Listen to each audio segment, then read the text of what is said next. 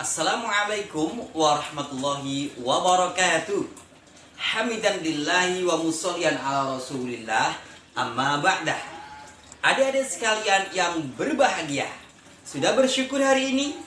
Dua mata untuk melihat, dua telinga untuk mendengar, dan semua perangkat anggota badan kita wajib kita bersyukur kepada Allah Subhanahu wa Ta'ala. Ingat, apabila kita bersyukur, Allah akan menambahkan nikmatnya. Apabila kufur, azab Allah sangat pedih.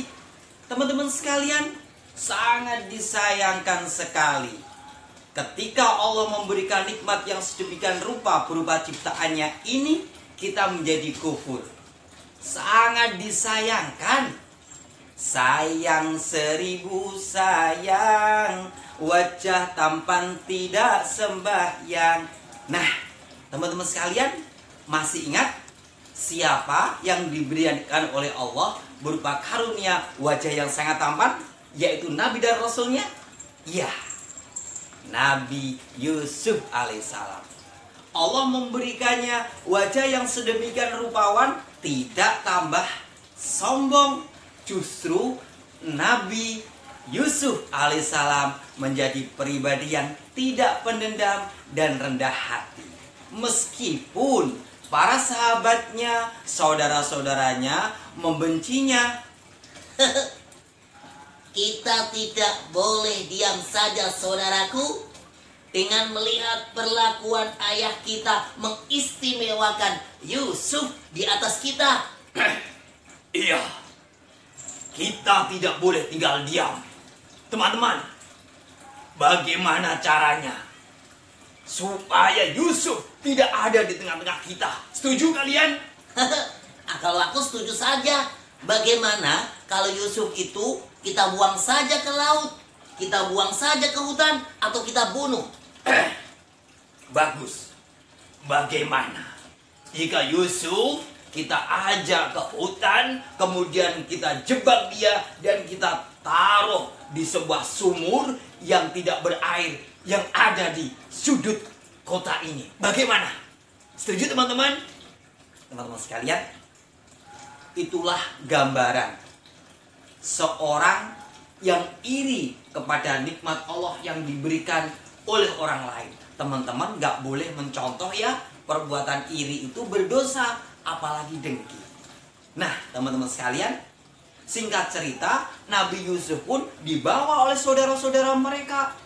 Sesampainya di tempat yang sudah direncanakan, mereka pun meminta Nabi Yusuf untuk turun ke sebuah sumur tua. Kalau nggak mau, ia jorokan dia. Dung.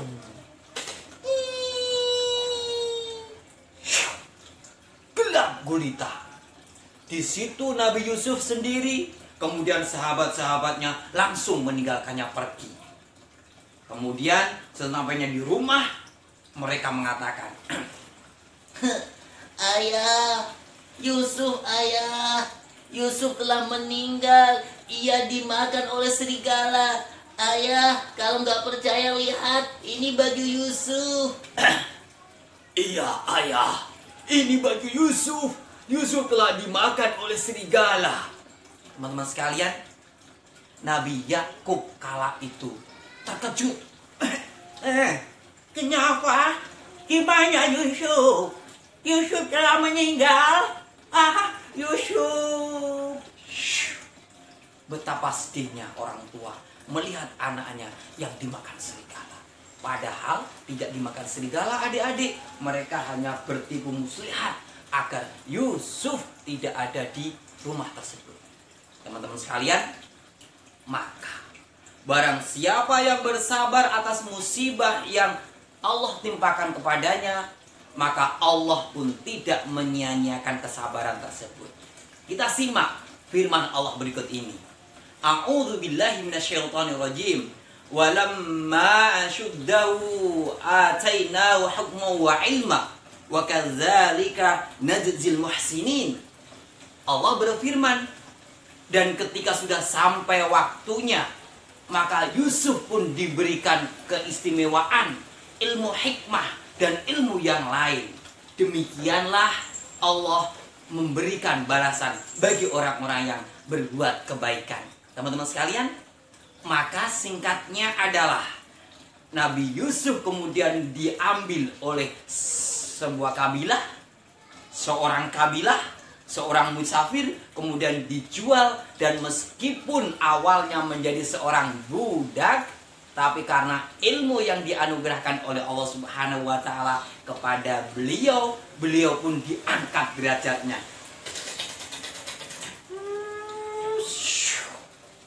Diliriklah oleh seorang raja. Ya, seorang raja yang melirik adalah Raja Qitfir dan istrinya Zulaikha. Kemudian Nabi Yusuf kala itu diberikan kesempatan tinggal di istananya, kemudian sempat dipenjara, namun karena ilmu yang dimiliki oleh Nabi Yusuf mengartikan arti-arti mimpi, maka Nabi Yusuf pun dipercaya, dibebaskan dari penjara, diangkat derajatnya, dan akhirnya menggantikan posisi sang raja. Luar biasa bukan? Jika Allah berkehendak, tidak ada yang mustahil di dunia ini. Teman-teman sekalian, lalu apakah kemudian ketika Nabi Yusuf sudah diberikan sedemikian rupa kekuasaannya menjadi sombong dan dendam kepada saudaranya? Tidak. Beliau mengundang saudara-saudaranya yang dulu mencelakakannya, namun tidak untuk membalas dendam, tetapi untuk bertemu kembali, keluarga utuh dibiarkan kembali hidup bersamanya di sebuah kerajaan yang sangat indah. Hingga sang ayah pun meneteskan derai air mata. Yusuf, ternyata kamu adalah anak yang luar biasa. Dizolimi sedemikian rupa oleh saudara-saudaramu, kau tidak mendendam, justru engkau menempatkan kami pada posisi yang sebenarnya luar biasa. Yusuf, maafkan kami Yusuf, karena kami dulu telah mencelakakan kamu. Saya juga Yusuf, saya minta maaf sebesar-besarnya. Teman-teman sekalian, ketika ada kesalahan diakui oleh teman kita, ia kemudian minta maaf kepada kita, teman-teman memaafkan tidak? Cakep, memaafkan dong, seperti Nabi Yusuf alaihissalam. Siap menjadi anak yang bersyukur? Siap. Siap menjadi anak yang berpribadi tidak iri, tidak sombong, menjadi anak yang rendah hati? Hebat. Selamat menjadi anak-anak yang berbuat kebaikan. Sekian kisah dari Kak Aji. Assalamualaikum warahmatullahi wabarakatuh.